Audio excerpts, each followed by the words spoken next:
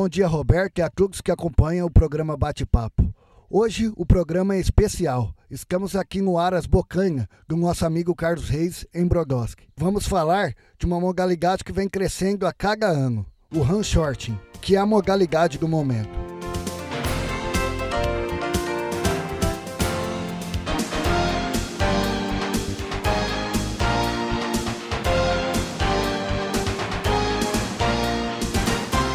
Para bater um papo com a gente, estamos recebendo José Rafael Rufato, que foi o campeão da prova do Ribeirão Rodeio Music, na prova de handshorting. Ele foi o campeão, o vice e ficou também na terceira colocação.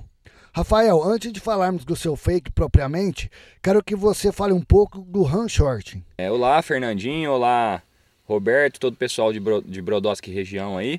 Queria agradecer a TV, a esse espaço que está dando para o handshort de Brodowski. E a gente está aqui para falar um pouquinho do handshort.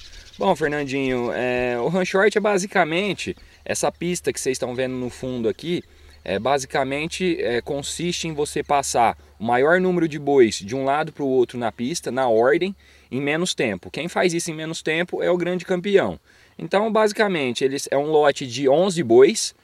10 bois numerados de 0 a 9, então tem 0, 1, 2, 3 até o 9, 10 bois numerados e um boi sem número, né? Então, quando essa prova é feita em dupla, vocês podem ver que essa pista ela é em formato de 8, tem passagem no meio de um lado para o outro. Então, quando o juiz sorteia um número, por exemplo, número 0, a gente tem que passar o número 0 para o outro lado, depois o número 1, depois o número 2, tudo na ordem. Os bois têm que passar na ordem e o sem número não pode passar. Quem passa o maior número de bois para o outro lado e não deixa o sem número passar é basicamente o campeão dessa prova. Quanto tempo faz que o handshort chegou no Brasil? Bom, então, a modalidade handshorting, ela é nos Estados Unidos, como a maioria das provas funcionais do quarto de milha, ela foi criada nos Estados Unidos, né? Baseada nas práticas rurais, né? Quando você tinha que separar um lote de bois para mandar para outro lugar. Então é baseada nessas práticas rurais. Ela foi criada nos Estados Unidos. Nos Estados Unidos ela é um pouco mais antiga, mas no Brasil ela chegou por volta de 2008, né? Quem trouxe ela para o Brasil é um senhor que se chama Alex Saleta, né? Ele que foi o pioneiro do handshorting aqui no Brasil. Inclusive hoje ele é um dos organizadores de uma associação chama RSNC, que ela a matriz dela é nos Estados Unidos, né? E ele tem uma filial aqui no Brasil que toca algumas provas e faz um campeonato dessa RSNC. Então ele chegou aqui por volta de 2008. Rafael, para o pessoal de casa entender, basicamente como que é o handshorting? Então, basicamente é isso que eu falei. Consiste em você passar o maior número de bois de um lado da pista para o outro em menor tempo, né? Basicamente, como hoje o pessoal já está bem mais experiente no handshorting, então quem passa os 10 bois de um lado da pista e deixa o sem número do outro lado em menor tempo ganha. Hoje as provas estão com uma média muito boa, os campeões das provas estão fazendo na casa dos 30, 33 segundos, teve recorde mundial no Brasil já, que foi 25 segundos, teve uma prova em Franca, que não era oficializada, mas teve um tempo lá de 21 segundos, então quer dizer, são uns tempos muito bons e o pessoal do Brasil tá correndo muito bem. Como você concilia os treinos com sua rotina de trabalho? Então, isso aí é uma coisa bem complicada, porque assim, eu sou um cara amador, eu não sou um profissional do cavalo, nunca vou ser. Bom, a gente nunca pode falar nunca, mas não tenho o projeto de ser um profissional do cavalo. Vou ser um amador que compete também nas categorias profissionais. Então eu tenho que conciliar o meu trabalho com os treinos, né? Eu sou farmacêutico, eu trabalho o dia todo na farmácia, trabalho de final de semana, trabalho até à noite, então o que acontece? Meus horários são meio loucos, às vezes quando eu consigo trabalhar até um pouco mais cedo eu treino à tarde, quando eu vou trabalhar só depois do almoço, que eu vou trabalhar até à noite, às vezes eu consigo treinar de manhã, se não eu venho depois das 9 horas da noite e treino. Eu treino por volta aí de 3 a 4 vezes por semana, mas a semana que eu consigo eu treino todo dia. Quanto tempo faz que você está competindo? Então, eu conheço o handshorting porque todo mundo sabe que eu sou competidor de team penny há 13 anos, né? Graças a Deus consegui bastante coisa no team penny também. Hoje eu estou mais focado no handshorting, né? Então eu conheço a modalidade desde quando ela veio para o Brasil, desde 2008. Mas eu comecei, na verdade, a treinar aqui no São Carlos, porque foi aqui que a gente foi ter uma pista de run short, né? Depois que o São Carlos construiu aqui. Então eu comecei a treinar, corri minha primeira prova em 2014. Depois a gente deu uma tirada no pé, que o pessoal aqui ainda não estava muito animado com o run short, em tudo. E aí a gente, em 2016, que eu realmente comecei a treinar e levar a sério o run short, e competir e ganhar tudo que eu ganhei até hoje. Então eu comecei em 2014, mas eu comecei a levar a sério a partir de 2016 mesmo. Quais as suas vitórias mais importantes? Assim, Fernandinho, eu, graças a Deus, eu já tenho 13 anos de Team Penny, já ganhei muita coisa no Team Penny, mas o Team Penny eu comecei há muito tempo e comecei a ganhar depois de bastante tempo que eu tinha começado, né?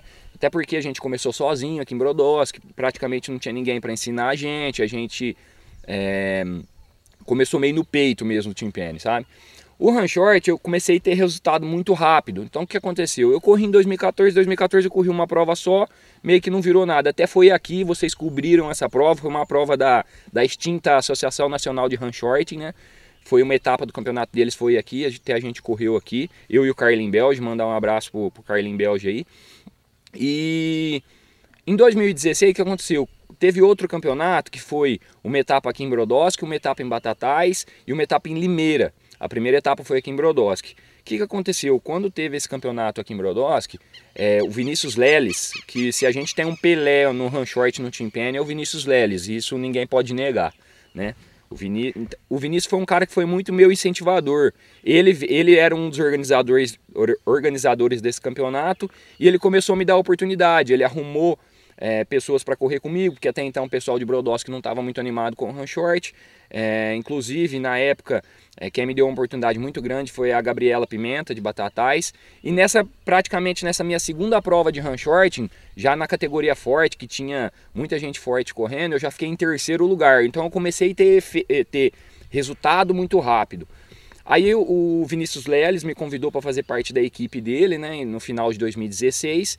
E eu fui para Batatais, porque o pessoal daqui ainda não estava muito andando com o run short e eu queria o run short, né? Fui para Batatais no centro de treinamento deles e começamos a correr prova. Já a primeira prova que eu já ganhei primeiro e segundo lugar. As provas oficiais também, ganhei da categoria do pente. Fui fazendo bastante coisa nas provas oficializadas da BQM, né? Aí o que aconteceu? Mas a minha vitória mais importante, que eu considero até hoje, foi na BQM em Avaré, se eu não me engano em abril de 2017, que foi uma prova de nível nacional, que é o Congresso Nacional do Quarto de Milha.